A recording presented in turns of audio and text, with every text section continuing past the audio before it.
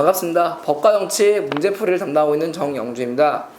자, 오늘 여러분들께서 배우실 부분은 9강, 자, 3장 우리나라 헌법이에요. 보면은 일단은 단원이 바뀌었죠. 그래서 그동안 우리가 지난 시간까지 배웠던 게 주로 정치라든지 또는 사회제도, 정치 과정과 같은 정치 분야를 주로 배웠어요. 그런데 오늘부터는 이제 법 내용으로 들어가는데, 그렇다고 법이라고 해서 굉장히 어려워하실 건 없어요. 이 과목 자체가 뭐 행정법이라든지 형사소송법이라든지 이런 과목이 아니라 사회 과목에서도, 사회 과목 안에서도 나오는 법이기 때문에 비중이 매우 높거나 또 엄청 외워야 되거나 그런 과목은, 그런 부분도 아니에요.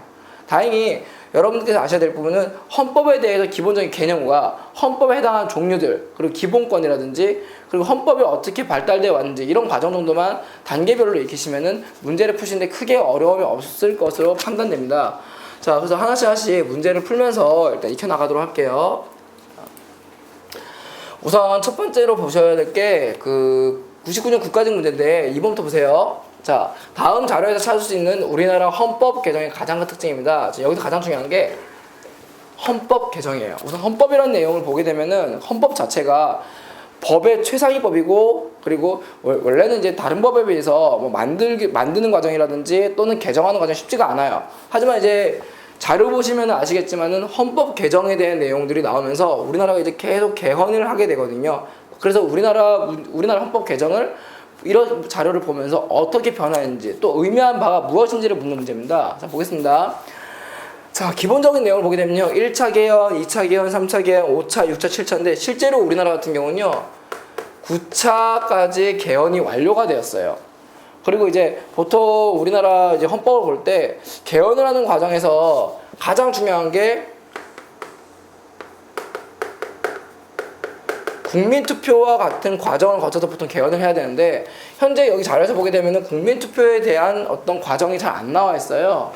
그래서 좀 아쉬운 내용이지만은 우리나라 헌법 개정을 볼 때 가장 좀 아쉬웠던 부분은, 제가 볼 때는 국민을 위한 내용보다는요 주로 이제 통치를 하기 위한 내용들이 좀 많이 나오지 않았나 싶어요. 다시 말해서 이 통치를 하기 위한 내용이라면은 국민보다는 아무래도 이제 권력자를 중심으로 이제 권력자들을 원하는 방식을 찾다 보니까, 그래서 헌법 개정한 케이스가 좀 많다고 보면 되거든요. 자, 그래서 요 하나씩 보게 되면 우선 1차와 2차, 3차를 보면요, 오늘 1차부터 볼게요. 대통령과 부통령의 직선제, 그리고 양원제 국회란 말이 나왔어요. 그러면 부통령이란 말은 원래 지금 현재 우리나라 잘 안 쓰는 말이죠. 그럼 굉장히 옛날인데, 그럼 우리나라 정부가 처음 세워진 직후라고 보시는 게 제일 낫습니다. 그리고 부통령이란 말이 나왔고 양원제란 말, 둘 다 미국식이잖아요. 그러면 아무래도 정부를 세우고 미국의 영향을 가장 많이 받았던 데니까 1차 같은 경우는 우리가 이승만 대통령 때라고 보시는 게 가장 나으실 겁니다. 2차 보시면요, 초대 대통령의 중임 제한 철폐고요. 그 다음 국무총리제가 폐지가 됩니다. 이 또한 이승만 대통령 때예요. 이승만 대통령 여러분들 아시다시피 이제 뭐 나라를 세우는 과정에서 많은 노력을 하셨지만은 이제 정치하시는 과정에서는 조금 독재를 좀 하셨던 분이잖아요. 자, 그러다 보니 1차, 2차 개헌은 이승만 대통령 관련 있는 부분이에요. 자, 3차 같은 경우는요, 일단은 기본권이 강화가 되고 의원 내각제 채택이 돼요. 2차와 좀 사뭇 다르죠. 특히 의원 내각제 채택이 됐기 때문에 대통령제와 좀 다른 모습이 나왔어요. 그러면 이 부분에서 알 수 있는 건요, 3차 같은 경우는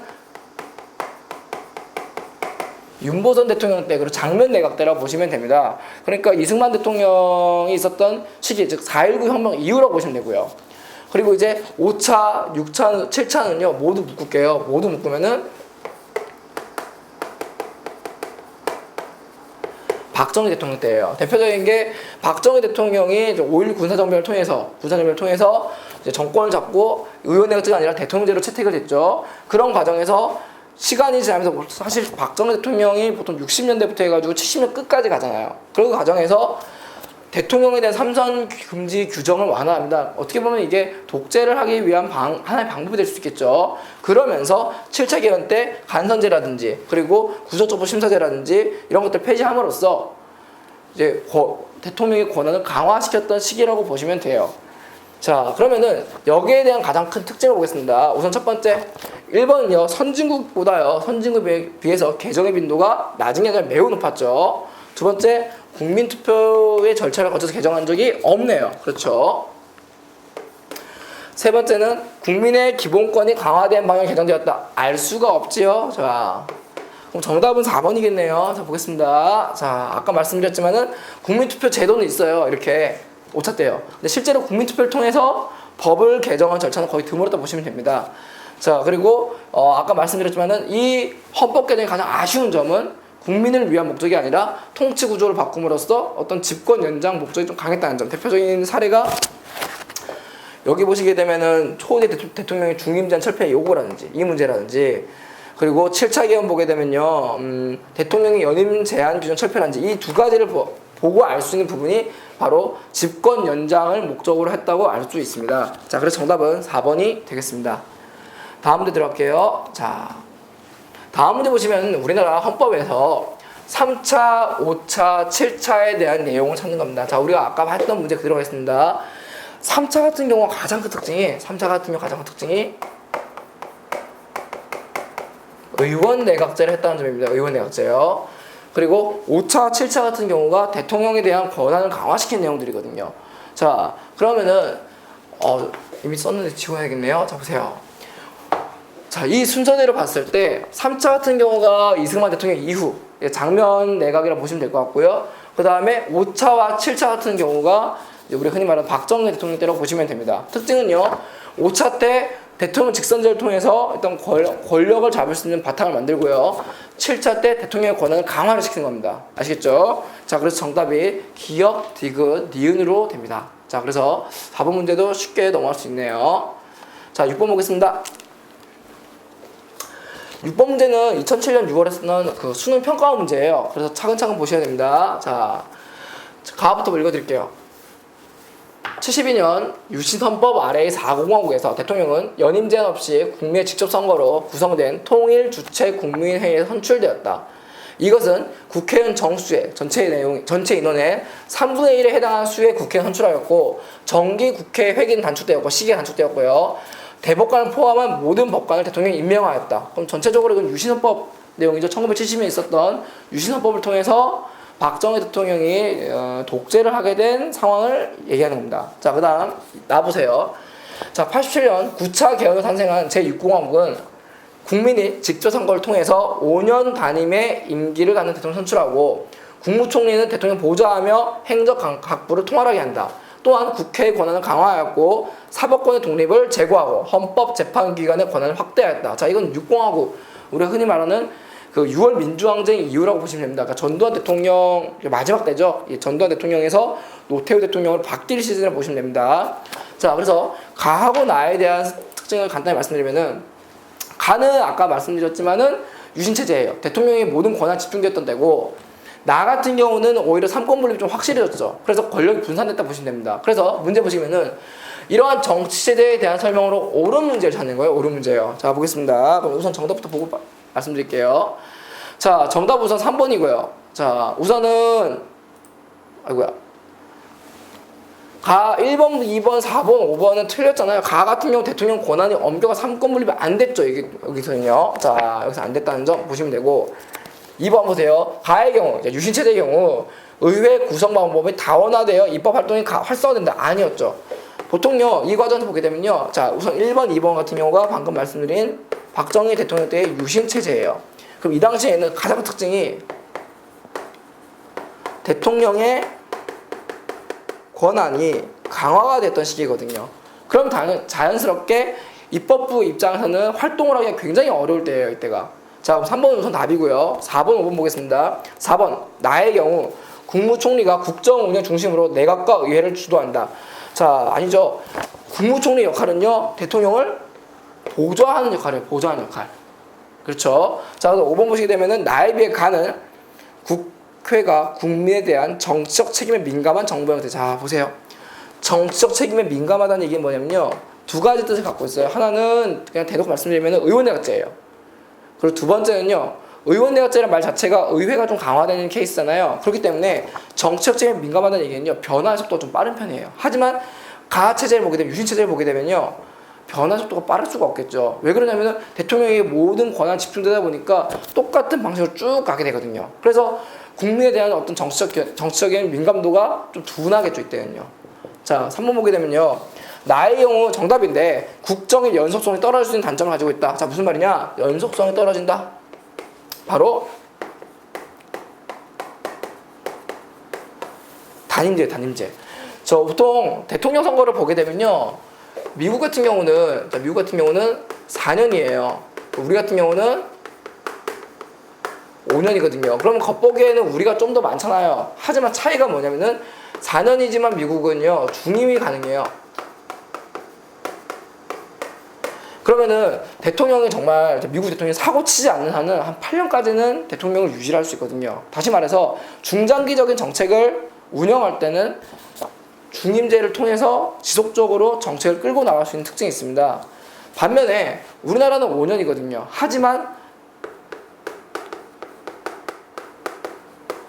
단임제예요. 그러니까 이유는 간단해요. 우리나라 같은 경우가 87년 이전까지 독재를 너무 겪다 보니까 사람들이 그 독재라는 개념에 대해서 굉장히 부정적이에요. 원래 좋은 표현도 아니지만요. 그러다 보니 이 과정에서요, 9차 개헌 과정에서 대통령의 권한을 확대시키는 게 아니라 단임을 통해서 일단은 권력을 나누는데 주안점을 뒀다 보시면 됩니다. 그렇기 때문에 어떻게 보면은 이 단임제 특징은 한 번 하면은 끝나는 거잖아요. 그러다 보니 어떤 정책, 중장기적인 정책을 만들 때요, 연속성이 좀 떨어집니다. 자, 그래서 정답은 3번이 되겠습니다. 자, 다음 문제 들어갈게요. 자, 7번 문제 들어가겠습니다.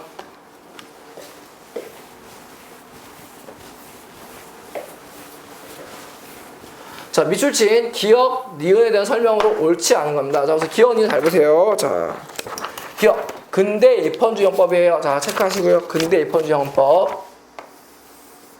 자, 그럼 마지막 줄을 보게 되면요, 니은 현대복지국가 헌법이에요.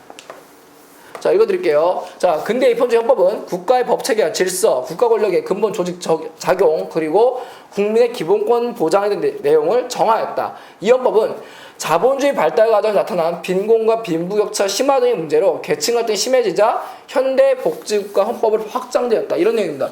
여기는요, 조금 쉽게 보셔야 되는 게, 근대 입헌주의 헌법이랑 현대복지국가 헌법이 어떻게 생겼는지, 그리고 어떤 문제점을 가지고 있는지만 파악하면 금방 끝날 문제예요. 자, 보세요. 좀 적겠습니다. 자, 우선은, 자, 내용은 밑에 정리가 될 거예요. 보통요, 자, 근대 입헌주의 헌법의 바탕은 기본적으로 이 당시 산업혁명과 관련이 있어요. 산업혁명이 나오면서 뭐 시민혁명도 있겠고요. 시민혁명, 산업혁명 같은 일련의 과정을 거치면서 우리가 흔히 말하는 개인의 어떤 재산권이라든지 자유와 평등에 대한 보장이 굉장히 중시가 됩니다. 그러다 보니 근대 때 가장 중시했던 가치가요, 개인의 자유권을 매우 중시하게 되거든요. 그러다 보니까 이것을 경제관으로 넣었을 때 대표적으로 애덤 스미스 같은 사람들이 이렇게 얘기하잖아요. 보이지 않는 손이라 해가지고 내가 열심히 노력해서 돈 버는 게 문제가 없어, 당연히 그렇게 해야 되는 거고, 그러니까 국가는 간섭하지 마 라는 이론을 내세웁니다. 그래서 이 시기의 가장 큰 특징은요, 당연히 개인의 자유권이 발달하다 보니까 경제적으로는 아무래도 경제가 발전하겠고요. 그 다음에 개인과 개인 사이의 빈부격차가 매우 커지는 일이 벌어지게 됩니다. 그 당시에는 또 빈부격차 큰 부분에 대해서 크게 문제가 된다고 얘기하지 않거든요. 어차피 노력의 문제니까요, 그 당시에는요. 하지만 시간이 지나면 지날수록 이 문제가 빈부 문제라든지 환경 문제라든지 이에 따른 범죄 문제라든지 이런 것들이 사회적으로 큰 문제로 정해지면서요, 근대에서 현대로 넘어오면서 법치에 대한 개념이 바뀌게 됩니다. 물론 큰 대표적인 사건이 있었어요. 1920년대 후반에 있었던 대공황을 통해서 이 방식이 모두 깨지게 되거든요. 대표적으로 여러분들이 이제 세계사를 공부해 보시는 분들은 아시겠지만은 대공황 이후에 미국에서는 루즈벨트 대통령이 뉴딜 정책을 펴잖아요. 그 뉴딜 정책을 통해서 국가가 본격적으로 정책 그리고 경제에 개입을 하게 됩니다. 자, 그래서 여기에 따라서 현대 입헌주 복지국가는요, 기본적으로 복지라는 개념을 우선 달고 들어가요. 그럼 복지라는 개념은요, 어떤 거예요? 복지라는 개념은요, 사람이 사람답게 할 수 있게 생존권을 보장하는 거잖아요. 그러다 보니까 이거는 개인의 힘으로는 해결하기가 어려워요. 그래서 자연스럽게 국가가 개입을 하게 되거든요. 그게 지금 제가 법을 얘기하고 있는데 경제를 지금 제가 계속 갖다 붙이고 있어요. 그러면 경제 얘기를 왜 하냐면은 법을 만드는 과정에 당시 상황들이 있을 거 아니에요. 당시 경제 상황을 무시할 수 없다는 얘기예요. 그렇기 때문에 여러분들이 푸실 때 이렇게 이해하셔도 문제 푸시는데 크게 문제가 없다고 보시면 됩니다. 그러면 정리하면은 근대에서 가장 중요한 주체는요, 개인이에요. 개인을 좀 반드시 기억하시고요. 그 개인을 강조하다 보니까 이러한 문제점들이 생깁니다. 그러면 이러한 문제점을 해결하기 위해서 복지라는 개념이 등장이 되고요. 이 복지는 개인이 해결할 수가 없는 문제이기 때문에 국가가 개입한다고 보시면 돼요. 아시겠죠? 자, 그러면 우선 좀 보겠습니다. 자, 정답은 우선은 4번이고요. 문제 보시는 옳지 않은 거니까요. 옳지 않은 거. 자, 첫 번째 기업은요, 재산권의 불가침성을 강조했다. 맞죠? 왜냐면은 기업이 근대 입헌제헌법의 가장 특징이 뭐라 그랬어요? 개인의 자유권이잖아요. 이 자유권은요, 자유권도 있을 거고 평등권도 있을 거고 심지어는 재산권도 있어요. 이 재산권을 얘기하는 건데, 자, 재산권의 불가침성을 강조했다. 맞죠? 문제 없습니다. 넘어가시면 돼요. 두 번째, 기업은 절대왕정의 자의적 권력을 제한하려고 했다. 맞습니다. 무슨 말이냐? 근대 입헌제헌법이에요. 입헌제헌법이라는 말은 헌법에 바탕을 둔 거잖아요. 그러면은 우리가 여기서 당시 절대왕정을 무너뜨렸던 심의혁명과 연결해서 보시면 돼요. 그렇죠? 그래서 2번도 문제가 없습니다. 3번은요, 현대복지국가의 내용이기 때문에 특징은 뭐예요? 모두가 잘 사는, 기본적인 생존권을 사람답게 할 수 있는 권리를 얘기하는 거잖아요. 그렇기 때문에 삶의 질 향상을 국가의 의무로 강조하다. 맞죠? 삶의 질 향상. 이게 뭐예요? 이게 우리 흔히 복지가 되겠죠. 웰빙이니까요. 국가의 의무, 당연히 국가가 개입을 해야겠죠. 자, 5번 보세요.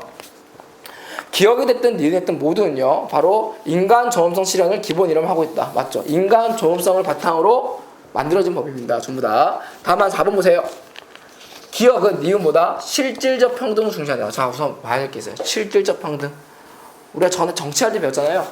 평등이라는 게 형식적인 평등이 있고 실질적 평등이 있는데, 형식적 평등은 모두가 똑같이 가는 거예요. 똑같은 선상에 출발하게끔 하는 겁니다. 그런데 실질적 평등은요, 선천적인 부분도 중요하지만 후천적인 부분도 확인을 해야 됩니다. 그래서 같은 것은 같게, 다른 것은 다르게 이렇게 내용이 좀 나오게 되는데, 오늘날요, 현대복지국가의 가장 큰 특징은 복지라는 게 모두가 똑같이 받는 게 아니잖아요.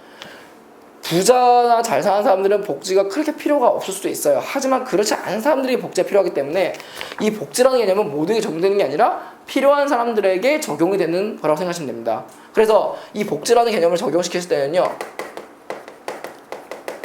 실질적 평등에 주안점을 두었다고 생각하시면 돼요. 그러면은 기업은 니은보다 실제 평등을 중시한다. 이쪽은 실제 평등과 관계가 없죠. 그래서 정답이 4번이 되는 겁니다. 자, 다음 문제 갈게요. 자, 11번. 자, 다음 글에서 찾을 수 있는 헌법의 기본 원리를 실현하기 위한 방법으로 가장 적절한 것입니다. 자, 읽어드릴게요. 별거 없습니다. 자, 지금 우리는 세계 질서가 어디로 가게 될지 확신을 갖지 못하고 있습니다. 그러나 어디로 가야 할지는 분명합니다. 21세기 새로운 국제 질서는 강대국과 약소국 그리고 중견국을 포함한 모든 나라가 공존하며 함께 이익을 누려야 되는 공동 번영의 질서가 되어야 합니다. 자, 어떤 내용이에요? 전반적으로 헌법에 여러 원리가 있는데, 헌법의 여러 원리 중에서 여기에 해당되는 원리는 바로 국제평화주의에 대한 내용이에요. 자, 그럼 국제평화주의에 대한 내용으로, 말 그대로 평화주의잖아요. 적절한 걸 찾으면 쉽게 끝나는 문제입니다. 자, 우선 보게 되면요, 답은 바로 나오죠. 4번이죠.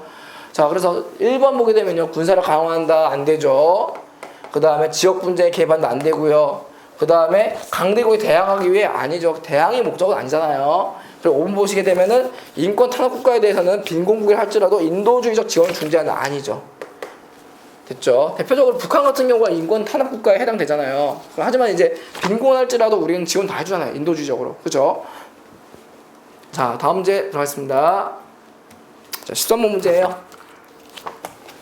자, 13번. 우리나라에 거주하고 있는 외국인 참정권에 대한 설명으로 옳은 겁니다. 자, 여기서 외국인 참정권 문제가 최근 들어서 조금 나오고 있는데, 아무래도 지금 우리 사회가 과거에 비해서 점점 다문화 사회로 들어오고 있어요. 다문화에 대해서는 이제 많은 사람들이 어떤 의견이 같진 않을 거예요. 하지만 중요한 거는 일단은 우리 사회에서 외국인들이 많이 들어왔다는 점은 부인할 수가 없겠죠. 그렇기 때문에 외국인들이 우리나라에서 정치적으로 어떤 참여를 할 수 있는 정도는 좀 아시는 것도 도움이 되실 거라 봅니다. 자, 우선 볼게요. 자, 기본적으로 외국인 참정권은요, 간단합니다. 첫 번째는요, 제한적이에요. 우리나라에서는요, 외국인 참정권은 제한적입니다. 그런데 예외는 있어요. 기본적으로 외국인 정치 참여가 이제 금지를 시키는 게 목적인데, 예외를 두는 항목은 어떤 거냐면요, 만 19세 이상 넘은 어른이어야 되고요. 그 다음에 지속적으로 거주 가능한 외국인에 한해라는 일단은 조건입니다. 그래서 참여권을 제한적으로 부여합니다. 그럼 대표적으로 어떤 거냐면요. 선거권이라든지 주민투표가 해당되거든요. 자, 그러면은 여기에 대한 설명으로 옳은 문제니까요. 바로 자 3번이 되겠죠. 자, 그럼 여기서 조심해야 될 부분 보겠습니다. 우선은 1번, 2번은 일단 말이 안 되니까 패스를 해야겠죠. 그렇죠. 예. 그러면 이제 몇몇 분들이 여쭤볼 수 있는 게 귀화를 할 경우는 가능한가? 귀화를 해서 그 시민권을 받을 경우 가능한가? 그 경우는 가능하죠. 대표적으로 지금 새누리당의 이자스민 의원도 여기에 해당되잖아요. 그렇죠. 그리고 정치적 기부도 해당이 안 되고요. 그럼 4번 보게 되면요. 지방의회, 여기도 지방의회인데 다른 점이 있죠. 주민투표 같은 경우는요. 아무래도 내가 투표를 할 수 있는 자격이다 보니까 좀 선거권에 가깝습니다. 하지만 피선거권은 뭐예요? 피선거권은요. 출마가 가능한지 여부를 얘기하는 거잖아요. 하지만 이제 우리나라 정치에서는 정치적으로 봤을 때 참여권은요. 피선거권은 제한을 두고 있습니다. 그러면 이제 외국인은 국회의원 나올 수가 없나요? 라고 했을 때 외국인 자체 국회의원 나오기가 불가능하다 보시면 되는데 대신에 이런 경우 있죠. 귀화한 케이스에 국회의원이 나온 경우는 가능합니다. 실제 아까 제가 이자스민 의원 잠시 빗댔는데 이자스민 의원 같은 경우는 대표적으로 새누리당에서 비례대표로 올라온 케이스거든요. 자, 그렇게 보시면은 아마 이해하기 좀 편하실 거예요. 다음 문제 가겠습니다. 14번. 자, 헌법이 보장하는 신체의 자유에 대한 내용에 대한 설명으로 옳지 않은 것입니다. 자, 최근 지방직 문제네요. 자, 보게 되면요. 첫 번째, 헌법이 보장을 하는 거예요. 어떤 걸요? 신체의 자유를요. 여기에 대해서 해당되지 않는 것이죠. 그렇죠? 자, 우선 신체의 자유가 뭔지 보셔야 될 겁니다. 자, 신체의 자유와 관련된 제도는요, 기본적으로 우리나라는 한 5-6가지 정도 있습니다. 대표적인 게 묵비권이 있고요. 그 다음에 묵비권이라는 말 자체가 이제 나에게 불리한 진술을 거부하는 거잖아요. 그리고 두 번째가 구속적부심사제입니다. 그 다음 세 번째가 자백에 대한 어떤 증거 능력 제한도 신체의 어떤 자유와 관련된 제도가 되고요. 네 번째가 이제 죄형 법정주의고요. 그리고 영장주의, 그리고 연좌제 금지 이런 것들이 들어갑니다. 그러면요, 기본적인 내용을 숙지를 하시고 문제를 푸신다면은 해당이 안 되는 부분은 금방 찾을 수 있을 겁니다. 자, 보세요.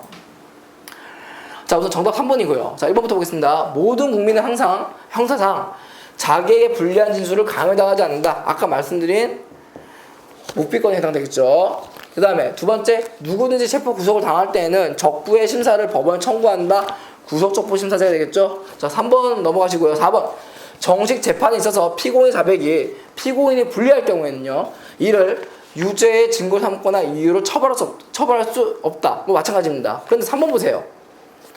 3번 보게 되면요, 타인의 범죄 행위로 인해 생명, 신체에 대한 피해를 받는 국민이, 자 보세요, 법률이 정하는 바에 의하여 국가로부터 구조를 받는다. 자, 포인트는요, 법률이 정하는 바에 의하여 국가로부터 구조를 받을 수 있다라고 하는데, 이 법의 이름은요, 피해자에 대한 국가 구조 청구권이에요. 그럼 이거는 신체에 자유되는 얘기가 아니라 이미 범죄에 대한 피해를 당한 상태예요. 앞에 있는 내용은요, 신체의 자유다 보니까 피해를 당하지 않기 위한 건데, 이 제도는요, 이미 피해를 당한 겁니다. 그렇기 때문에 피해가 성립이 됐잖아요.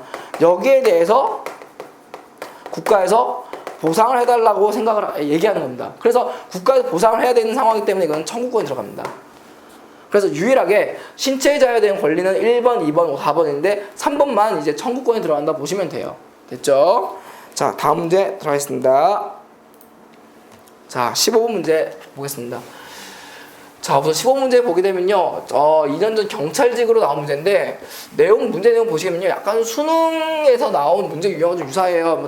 전에도 말씀드렸지만 다른 점은 이러한 박스가 나오고 사례가 나오고요. 그 다음에 보통 수능에서는 이것을 알 수 있게 기억, 니은, 디귿, 리을 등을 통해서 찾는 문제 많이 나오는데, 아무래도 공무원 시험이다 보니까 그렇게 기억, 니은, 디귿을 좀 빼주고 이것만 가지고 해석하는 문제가 나오네요. 그리고 개인적인 생각입니다만은 경찰직 문제가 유독 수능 유형을 많이 차용을 하는 것 같아요. 자, 그래서 이런 부분도 참조를 하시면은 도움이 되겠습니다. 자, 보겠습니다. 자, 법 단계설은 법에는 상하의 단계가 있다고 주장하는 학설입니다. 이 학설을 바탕으로 우리나라의 법은 그림과 같이 근본 규범을 중심으로 단계가 서열화된다고 할 수 있습니다. 자, 보게 되면요, 이건 학교에서 여러분들이 고등학교 시절에 이미 배웠던 거고요, 공무원 시험을 준비하시면서 굉장히 흔하게 보는 법 단계설이에요. 그러면은 법에 대해서 가장 최상위에 해당되는 거는 여러분이 가장 잘 아시는 바로 헌법이 되겠죠. 무슨 헌법이 최상이고요. 헌법 안에 법률이 있는 겁니다. 그럼 다시 말씀드리면은 법률을 만들 때, 법을 만들 때 헌법에 어떤 위배되는 법률을 만들 수는 없다는 뜻이겠죠. 그리고 세 번째는 이제 명령이 들어가는데, 자, 이제 명령 조례 규칙을 이제 여러분들께 좀 보셔야 됩니다. 우선 명령은요, 명령은 주로요, 행정부 내에서 주로 쓰는 일종의 법률 같은 겁니다. 행정부 내에서요. 다시 말해서 국민 전체에 영향 끼치는 법률이 아니고요. 행정부 내에서 주로 영향 끼치는 법률이기 때문에 행정부라면 주로 이제 대통령이 있을 거고요. 국무총리 있을 거고요. 그리고 각부 장관이 있겠죠. 그래서 보통 명령과 관련된 문서를 쉽게 보는 방법은요. 가끔 그 공문서 같은 데 보시면은 가장 위에 뭐 대통령령, 국무총리령, 무슨 장관령 이런 식으로 나오는 부분이 있을 겁니다. 이게 바로 명령이라고 보시면 돼요. 자, 그렇게 보시면 좀 빠르시겠죠. 그리고 조례와 규칙은요, 조례와 규칙은 모두 지방에서 쓰는 겁니다. 다시 말씀드리면은 지방 자치제도와 연결이 된다고 보시면 돼요. 원래. 근데 차이점은 조례가 약간 상위에 있는데, 조례 같은 경우는 주로 지방의회에서 만든 거고요. 규칙은요, 지방자치단체장이 만든다고 보시면 됩니다. 차이점은요, 자치단체장 같은 경우는 여러분이 알고 있는 시장, 군수 같은 분들을 의미하는 거고요. 의회 같은 경우는 뭐 지역의회, 구의회, 시의회를 의미하겠죠. 자, 여기서 만든다고 보시면 됩니다. 그래서 이 조례 같은 경우, 조례 규칙 같은 경우는요, 그 도 또는 지역마다 일정한 차이를 둔다고 보시면 됩니다. 한 예를 들면은 그 학원을 예를 들게요. 학원. 뭐 아무래도 이제 그 학원 같은 걸 보게 되면은 보통 중학생들, 고등학생들 옛날에 보게 되면요, 늦게까지 막 학원 다녔잖아요. 그러다 보니까 서울시하고 경기도 의회에서는 이제 2000년대 중후반부터요. 2000년대 아마 후반, 아마 2010년 이후일 겁니다. 그때부터 법을 바꿔버린 게 그 10시 이후에는 학원이 금지가 돼 있어요. 학원 교습 자체가요. 그래서 이제 그 전까지는 막 11시, 12시, 새벽 1시까지 학원을 운영하다가 시험 기간에요. 그 이후로 2010년 이후부터는 10시가 딱 되면은 모든 학생들이 우르르 집에 가는 이런 현상이 발생했거든요. 그런데 이 방금 말씀드린 거는 전국적인 어떤 법이 아니고요.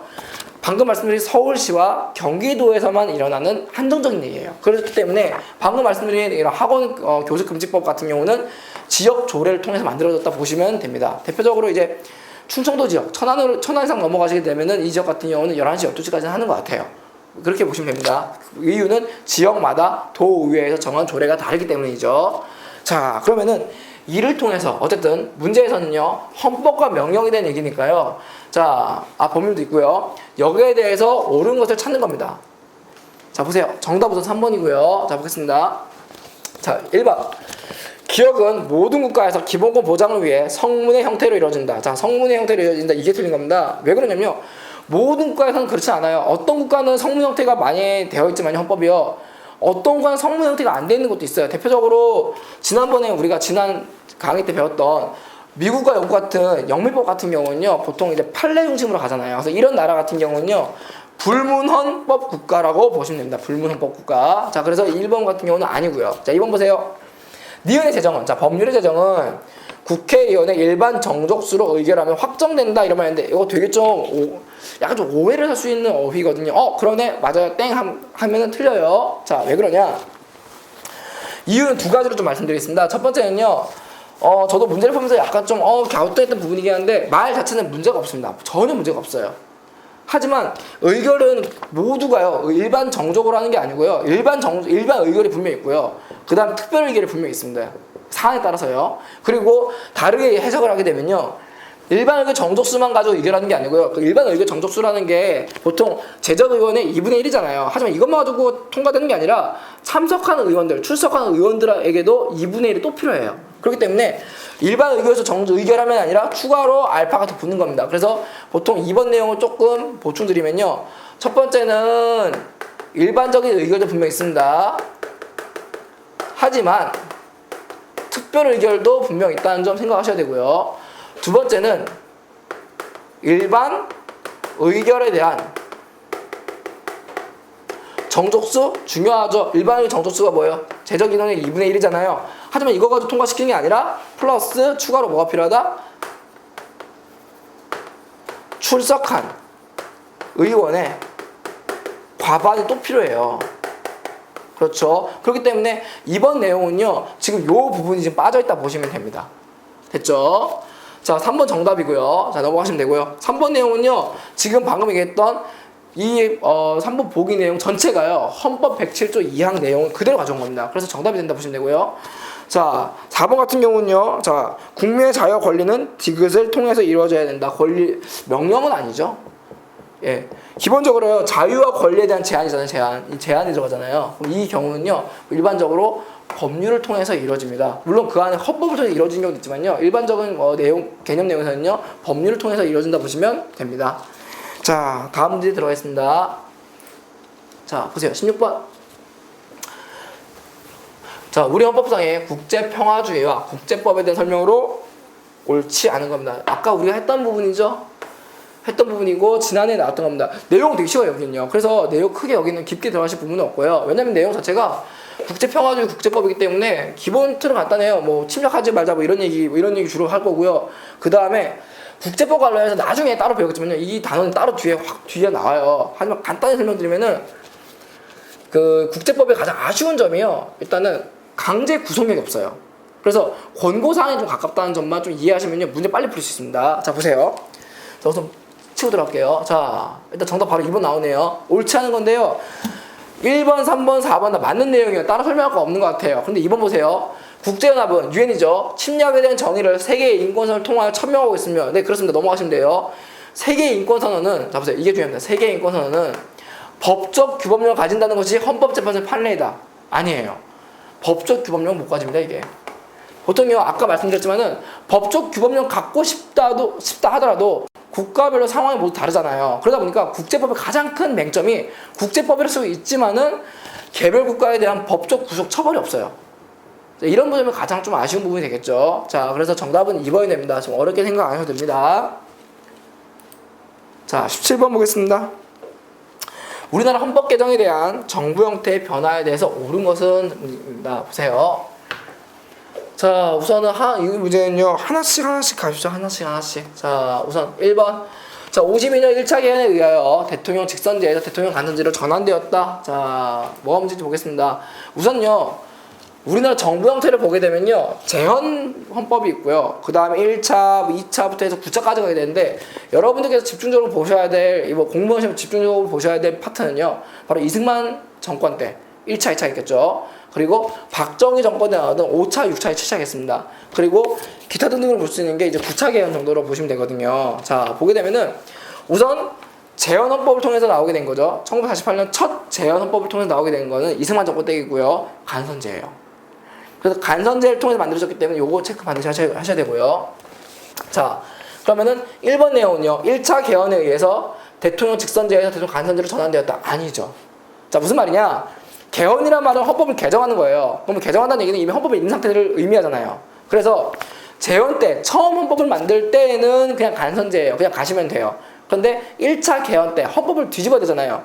그때 처음으로 이승만 대통령이 직선제를 얘기합니다. 이게 여러분이 역사 시간에 배웠던 발췌 개헌이에요. 아무래도 이제 52년이면 한창 유교가 있을 때잖아요. 그러면 이승만 대통령의 지지도는 떨어지겠죠. 그렇죠. 국회의원들에 의해서요. 간선제니까요. 하지만 이승만 대통령이 봤을 때는 국민들이 봤을 때 어떤 명망은 좀 높았단 말이에요. 그 당시에요. 아무래도 이제 SNS나든지 인터넷이 발달하지 않았던 시대니까요. 그래서 이승만 대통령은요, 대통령 직선제를 선택을 함으로써 국민들의 지지를 받아서 또 대통령이 되는 케이스가 나오게 된 겁니다. 자, 그래서 1번은 그래서 틀리고요. 자, 2번. 62년 5차 개헌에 의하여 대통령 직선제가 채택되었다. 자, 5차 개헌. 박정희 대통령 등장했네요. 그리고 직선제예요. 자, 문제가 없죠. 정답입니다, 이게. 자, 3번. 72년 7차 개헌에 의하여 삼선이 처음으로 허용되었다. 굉장히 좀 아리까리 할 수 있는 문제인데요. 72년이면요, 연도 외우는 건 별로 좋지는 않은데 박정희 대통령 때를 보시면 되잖아요. 그래서 박정희 대통령의 문제에 대한 팁을 좀 드리면요, 크게 두 가지로 보시면 돼요. 하나는 60년대를 보시고요. 그 다음에 70년대를 보시면 돼요.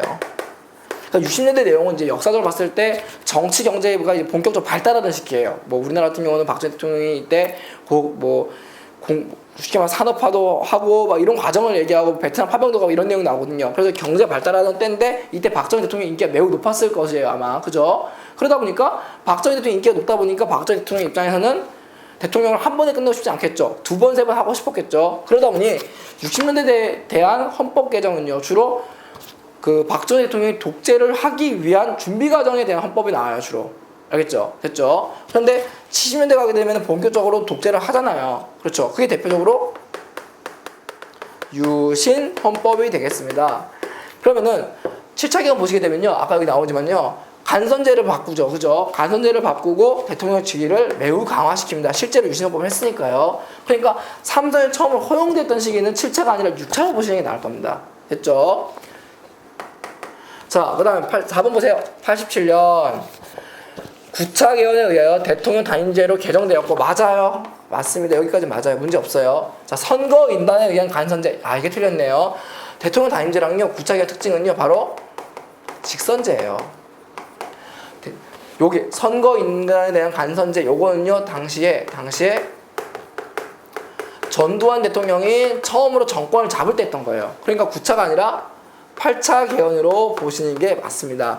그래서 정답은요 가장 문제가 없었던 2번이 되겠습니다.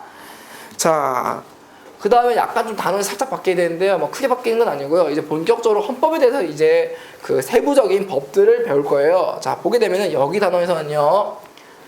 자, 인간으로서 존엄과 가치 행복 추구라고 써 있는 행복 추구권이랑요. 그리고 평등권, 그리고 자유권에 대한 얘기가 나올 겁니다. 계속 진행하겠습니다.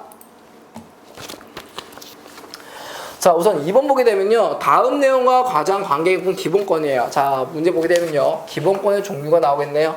우선 기본권이라 나오게 되면요. 문제의 어떤 폭이가 한정돼 있어요. 그래서 기본권의 종류만 잘 익히시면 굉장히 쉽게 풀 수 있는 문제들입니다. 왜냐면은 기본권이라 해봤자 자유권, 평등권, 뭐 행복추구권, 참정권, 청구권, 사회권 이렇게 나뉘어지거든요. 그래서 여기서만 특징만 아시면 금방 끝낼 수 있는 문제들입니다. 한번 보시죠. 자, 안락하고 만족스러운 삶을 추구할 수 있는 포괄적 권리이다. 자, 중요한 건 뭐냐면요. 안락하고 만족스러운 게 중요한 게 아니라 뭐라고요? 포괄적 권리라는 점. 이게 가장 중요합니다. 이러한 기본권 내용으로는 행동의 자유, 신체 불훼손, 평화 생존, 휴식, 일조, 스포츠권입니다. 그럼 쉽게 말하면 우리가 여기 있는 웬만한 권리들이 모두 정해져 있죠. 그러니까 자유, 평등 같은 다 들어가 있죠. 그죠? 그렇기 때문에 여기에 해당되는 가장 포괄적 권리는요. 바로 행복추구권이라고 보시면 됩니다. 행복추구권 체크 잘 하시고요. 자, 다음 문제 보겠습니다. 자, 또 2번인데요. 이제 또 바뀌어서 이제 평등권 내용에서 2번입니다. 보세요. 자, 다음 사례에 적용되는 개념을 보기 위해서 그런 겁니다. 누범 가중. 쉽게 말하면 뭐예요? 범죄가 누적이 되면 가중처벌 주는 거죠. 그 다음에 미성년자 관람 불가. 네, 미성년자 분들께서는 억울하시겠지만 뭐 어쩌시겠습니까? 그죠? 일단은 뭐 19금도 있을 거고요. 그러다 보니 관람 불가는 필요하겠죠. 어떻게 보면 합리적인 차별이 될 수 있겠네요. 남성의 병역 의무. 네, 아무래도 남성 입장에서는 이제 병역 의무라는 게 현재 잡혀 있죠. 뭐 약간 여기에 대해서 불만을 가지시는 분들 분명히 있을 거예요. 왜 여자는 안 되냐 이런 식으로 얘기하겠지만은 일단은 현재 상황은 이렇습니다. 자, 여기서 깊게 들어갔다간 좀 분쟁의 소지가 있기 때문에요. 자, 일단 보겠습니다. 자, 우선 보게 되면요. 누범 가중이 됐든 미성년자 관람 불가가 됐든 남성의 병역 의무가 되었든 적용되는 개념을 얘기하는 거예요. 그럼 봤을 때 똑같진 않아요. 상황에 따라 달리 판단이 되는 거죠. 다시 말해서 적게 한 사람은 어떤 적게, 좀 많이 처벌을 받은 사람은 많이 처벌받고 이런 개념으로 바뀌게 되죠. 즉 평등은 평등인데 상대적이라는 점, 그리고 평등에 비례한다는 점, 그리고 오타 나왔네요. 랍이 아니라 합이에요. 합리적인 차별이 가능하다는 점. 그래서 방금 말씀드린 세 가지는요 모두 동일한 의미를 지닌다고 보시면 됩니다. 그러면 여기에 해당되는 게 니은과 리을이 되겠죠. 자, 그래서 합리적 차별 그리고 비례적 평등이 방금 말씀드린 뭐예요? 자, 이게 우리 흔히 말하는 상대적인 평등을 의미하고 다른 말로는요 실질적인 평등을 얘기합니다. 우리나라 헌법이 추구하고 있는 평등의 특징이죠. 반면에 기업과 디귿은요 평균적 정의고요 그리고 산술적 평등이에요. 그러니까 완전 똑같이 완전 같은 건 같게 만드는 거예요. 그냥 알겠죠? 자, 다음 문제 들어가겠습니다. 3번. 자, 2009년에 수능에서 나온 문제네요. 자, 보겠습니다. 자, 평등 원칙에 대한 설명으로 사례를 찾는 거예요. 그래서 특징은요, 같은 것은 같게, 다른 것은 다르게. 이 말 굉장히 중요합니다. 그래서 이 말 나오면요, 무조건 여러분들이 생각하실 때 바로 실질적인 평등을 추구한다라고 잡고 들어가세요. 이제 아무래도 이제 사회 문제 특성상요, 뭐 수능의 사회 탐구도 마찬가지고 공무원 사회도 마찬가지지만 독해형 문제가 계속 늘어나게 되면은 문제를 빨리 풀거나 아니면 가장 간단하게 푸는 방법은요, 이렇게 길어지는 내용들을 짧게 본인 반의 개념으로 정리가 돼야 됩니다. 그러면 문제를 푸시는데 실수를 좀 줄어들 수 있겠죠. 자, 그래서 실질적 평등을 추구함으로써 사회정의 실현하기 위한 것이다. 그래서 모든 차별이, 자, 그렇기 때문에 실질적 평등을 추구한다는 얘기는 아까 말씀드렸지만 어떤 걸 의미한 거예요? 합리적인 차별은 허용한다는 얘기잖아요. 그러니까 합리적이란 말이 누가 와도 납득이 가능한 내용이잖아요. 그렇죠? 자, 그렇기 때문에 마지막 줄을 보게 되면요, 합리적 차별은 평등 원칙에 위배되지 않는다라고 정의가 내려졌습니다. 여기에 해당하는 것을 찾는 겁니다. 자, 아마 그 1, 2, 3강 보실 때 그때랑 좀 비슷한 내용들이 가끔 나오는데요. 그때는 전체적인 정치적인 내용을 하는 거고, 여기서는 법령이에요. 자, 평등법에 대한 내용입니다. 자, 우선 첫 번째, 불합리한 차별에 대한 내용을 찾는 거죠. 가는 잘못된 거니까요.